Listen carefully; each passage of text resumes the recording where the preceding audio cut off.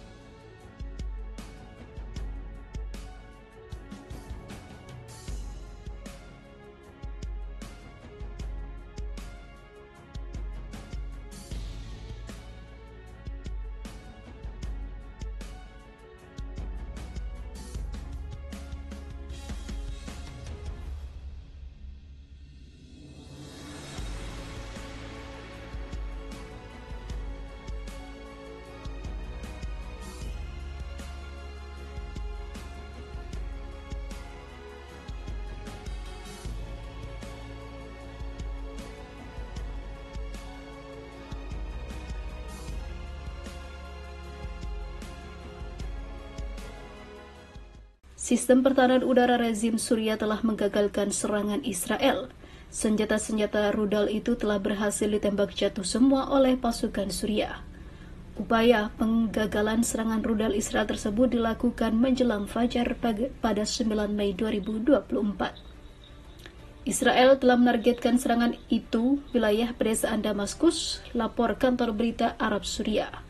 Sekitar pukul 3.20 waktu setempat fajar hari itu, musuh Israel melancarkan serangan udara dari arah Golan Suriah yang diduduki, menargetkan satu bangunan di pedesaan Damaskus, namun gagal karena semuanya rontok ditembak jatuh oleh pasukan Suriah. Sumber tersebut menambahkan bahwa pertahanan udara tentara menanggapi agresi rudal Israel dan menembak jatuh beberapa di antaranya. Kantor berita tersebut mencatat bahwa kerugian akibat serangan itu hanya terbatas pada kerugian material menurut Suriah.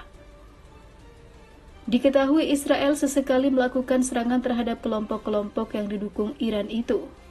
Sejak perang saudara dimulai pada tahun 2011.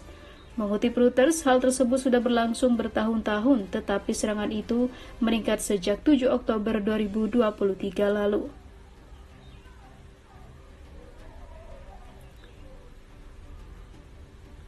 Sementara itu, Hizbullah tegas serang Israel lagi sebagai bentuk dukungannya terhadap kemerdekaan Palestina. Seorang sumber mengatakan Hizbullah masih terus akan membombardir pasukan Zionis karena telah menyerang Rafah. Dan yang terbaru, serangan Hizbullah adalah menewaskan beberapa tentara cadangan pasukan pertahanan Israel atau IDF. Hizbullah menyerang Israel lewat pesawat tak berawak bermuatan bahan peledak. Hizbullah mengatakan telah menargetkan posisi militer Israel dekat Metula di Israel. Lantas terkait serangan rudal Hizbullah itu, IDF menyebut pihaknya berusaha mencegatnya namun gagal. Drone Hizbullah diketahui meledak dan menghabisi banyak para tentara Zionis tersebut.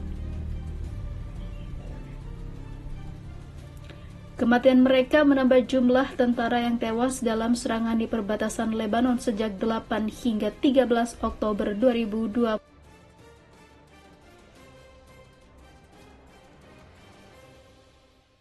Ke Rafah dilakukan dengan koordinasi penuh Amerika, menurut situs berita Qatar Al Arabi pada Selasa, 7 Mei 2024.